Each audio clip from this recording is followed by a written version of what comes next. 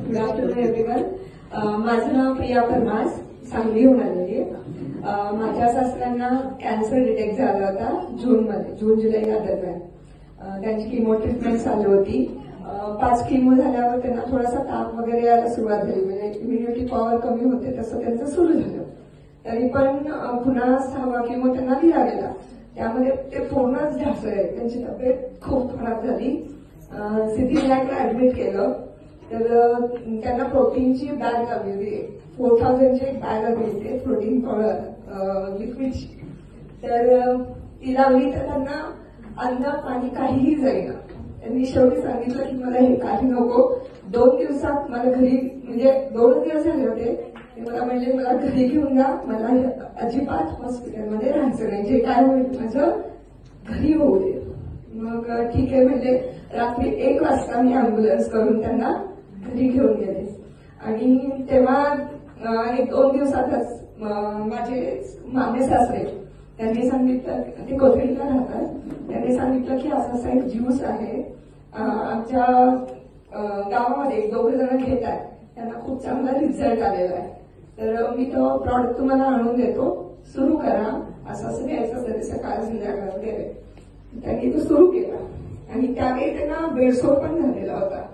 पण बेडसोर म्हणजे असा होता की ते क्युअर पण होत नव्हता आणि खड्डा पण पडत नव्हता.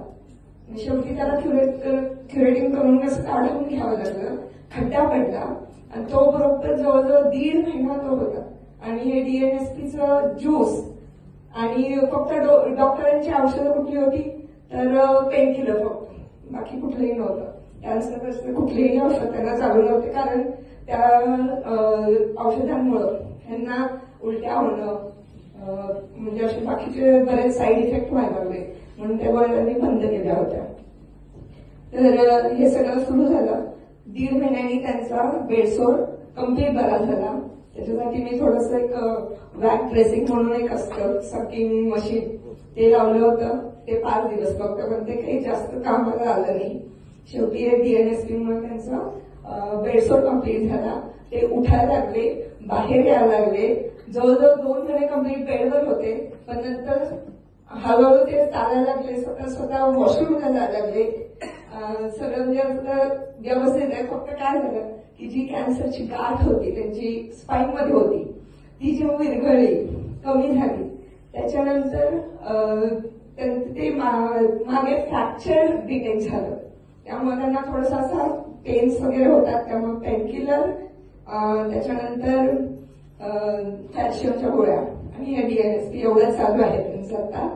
आणखी एक रिझल्ट म्हणजे माझ्या सासूबाईंना शुगर आहे, तर ते डायगो आणि आणखी तो ज्यूस त्यांनी 3 बॉटल फक्त घेतल्या.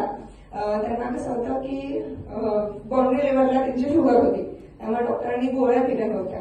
ते ज्यूस त्यांनी ते घेतले, तर जी बॉन्ड्री लेवलची शुगर होती म्हणजे 100 आणि 185, ती कमी झाली, 90 आणि 155 ला आली आहे आता. त्याच्यानंतर त्यांनी बंद केलं प्रॉडक्ट. तिसरं म्हणजे मी स्वतः घेतीये. मला आर्थरायटिस आहे आणि थायरॉइड सुद्धा आहे. थायरॉइड माझं 9 पॉईंटला गेलेलं आहे. ऍक्च्युली या स्ट्रेसमध्ये माझं खूप वाढलं होतं, तर ते मला आता खूप कमी वाटतं. माझ्यामध्ये फ्रेशनेस आहे आणि मी म्हणजे अक्षरशः छानपैकी माझं काम करू शकते. थँक्यू.